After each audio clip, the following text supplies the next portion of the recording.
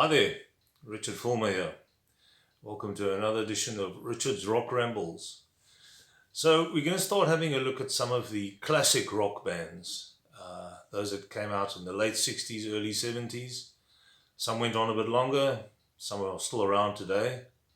So we're going to leave the music DVDs, the concert DVDs for a while and concentrate on these classic bands. So the first band that I'm going to check out is Black Sabbath, one of my top two bands of all time.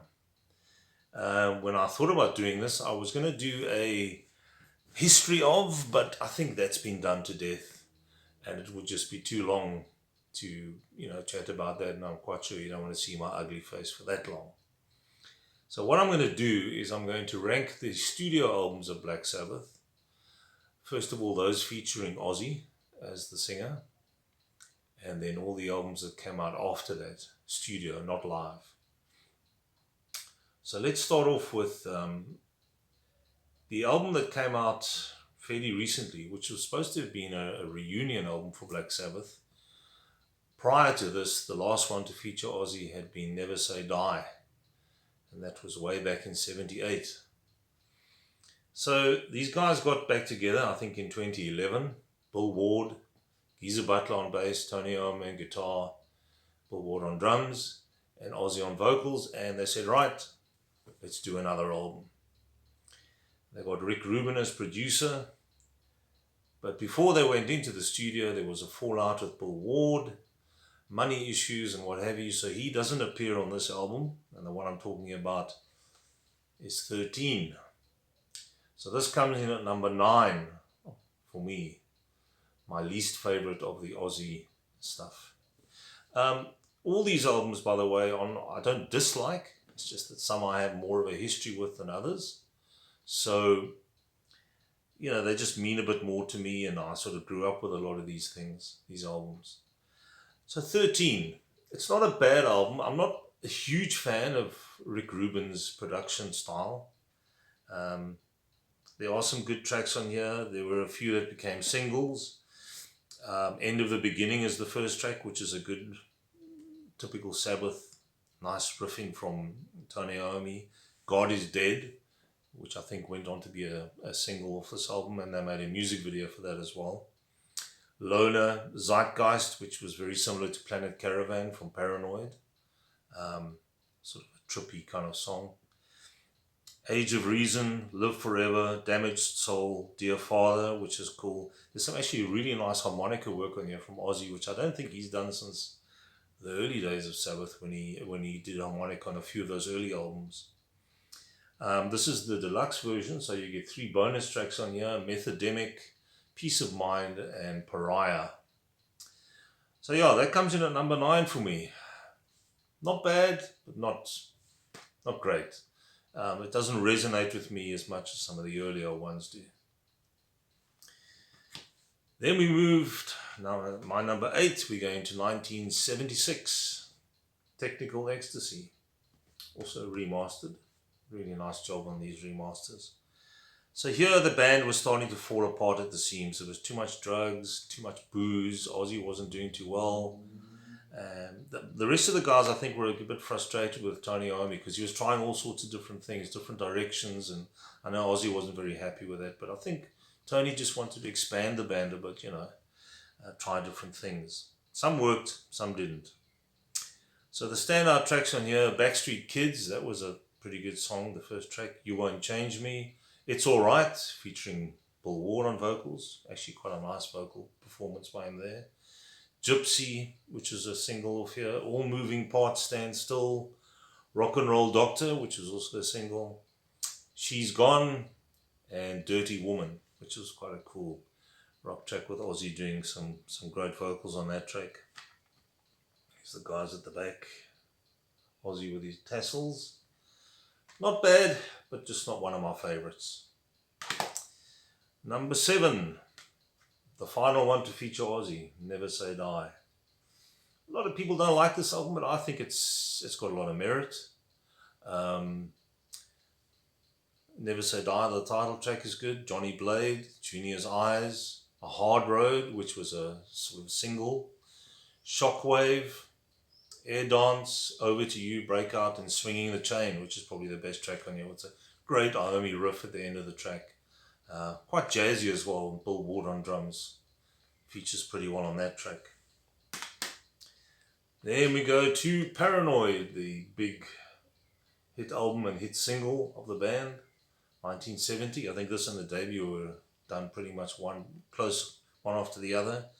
War Pigs, Paranoid, Planet Caravan, that sort of trippy track, Iron Man, Electric Funeral, Hand of Doom, Rat Salad, and Fairies Wear Boots. Very cool album. This was the one that set them on their way. It's a picture of the guys, Ozzy on all his own on there, which may have been a sign of things to come. Not the best production, that's why it doesn't rank higher up for me. It's a bit empty, the sound, I think. Nevertheless, a big hit album for them, Paranoid. Then we go to the debut, Black Sabbath from 1970. I think this was recorded in something like 2 weeks. Very quick, young, hungry band. And I don't think many people have heard anything like this before. Great cover art as well. That woman standing there in that house at the back. So you've got the title track, Black Sabbath. The Wizard featuring Ozzy on harmonica. Behind the Wall of Sleep, NIB, which was a big hit off here. Evil Woman, Sleeping Village, The Warning, and Wicked Will featuring a nice jam session from Tony Iommi on guitar. One of the best debut albums ever in the classic rock era. And they made quite a statement with this. Then we go on to 1973. For my number 4, Sabbath Bloody Sabbath, that really cool cover. So here they were starting to stretch out a bit, and they were using different time changes, not just the doomy stuff. They even had Rick Wakeman from Yes guesting on keyboards on here, some nice synths on here. Sabbath Bloody Sabbath, The National Acrobat, Fluff, instrumental. Sabracadabra, Killing Yourself to Live, Who Are You, Looking for Today, and Spiral Architects. Great album. I think this is one of the ones where they really at their peak. There we go, the guy's trying to look all spooky there. 73, I think Sabbath were pretty much at their peak. The year after, they still did the California Jam, I think, and a lot of these tracks were played there. So yeah, one worth checking out. So my top 3, my number 3, Master of Reality. This is the deluxe version. Probably the heaviest album that they did of the early stuff. Sweet Leaf with Tony Iommi coughing at the beginning of the track after having a toke. After Forever, Embryo, Children of the Grave, crushing track. Orchid, a nice instrumental. Lord of this World, Solitude, and Into the Void. Those last 3 are just brutally heavy. This is like the blueprint for heavy metal, doom heavy metal. Heavy metal wasn't really a term that they used much in these days. It was still called hard rock.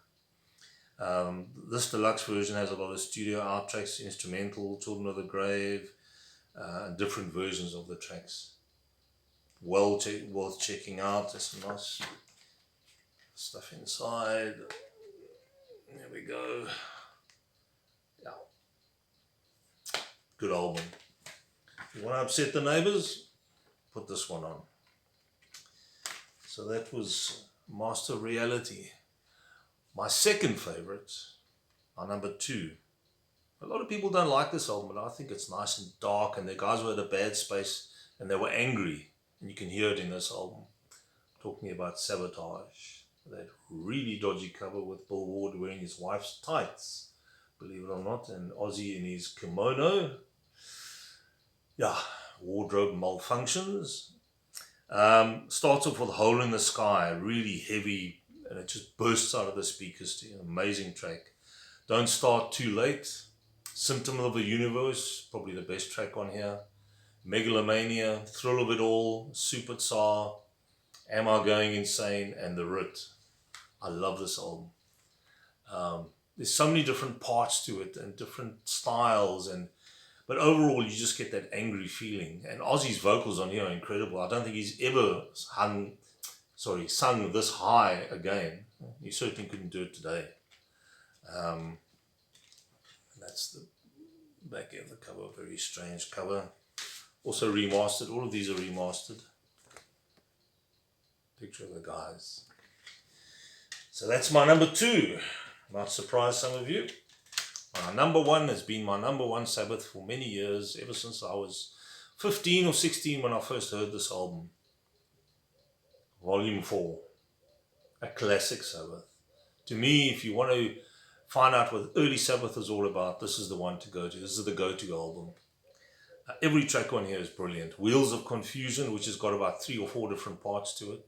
Brilliant. Some jazzy stuff as well. Tomorrow's Dream, heavy. Changes, that nice ballad track with Ozzy singing just with the piano. Great stuff. FX, my favorite track, Supernaut.